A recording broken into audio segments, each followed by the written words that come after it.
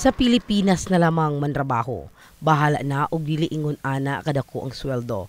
Kini ang panawagan ni Chareto Argeles sa anak niini nga si Charlotte, 7 ka tuig ng caregiver sa Israel. Ang apila sa inahan sa anak ang muuli na lamang kini sa Pilipinas sa dungan sa pag-ulbo sa gera sa Israel versus Hamas.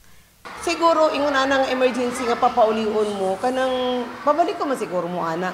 Sila niya maliban lamang kung tataka na nga mo ang passport nga kanang pwede may makabalik anytime. Ang government mismo ang magpugos kay ang ilang manggod rason daghan ako nadunggan sa ilang pod nga mga para sa caregiver dili gyud sila mo uli. Kung ingon nga dili sila pugson sa gobyerno nga mo uli, ang ilang rason dili gyud sila mo uli.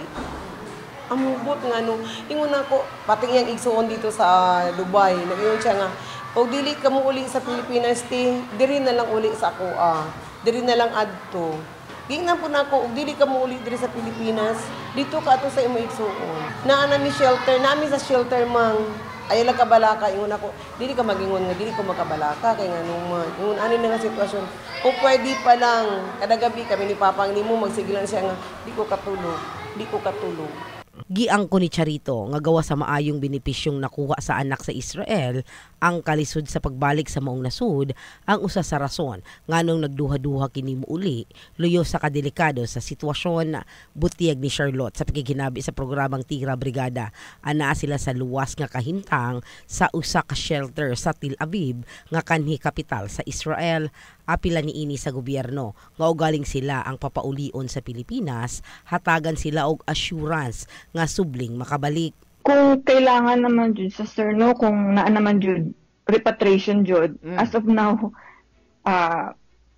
siguro maghulat na lang mi sa tagani sa embassy, advice sa embassy kay sila nakabalo sa security direct kung ana na siya ka worse kung may repatriation. Kung it means worse na jud siya, wala mi choice sir, muli jud mi kanami pamilya sa Pilipinas.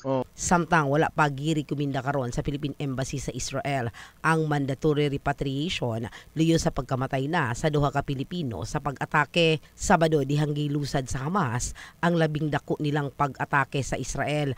Nagpagawas og rocket ug nagpakatag og mga armado sa nagkadaiyang bahin sa Israel. Ang Hamas kini ang hinungdan sa pagpagula sa Israeli government og state of war alert in the heart of changing lives. Kini sa Brigada Richard Gubalani sa Brigada News Jensen. Brigada News.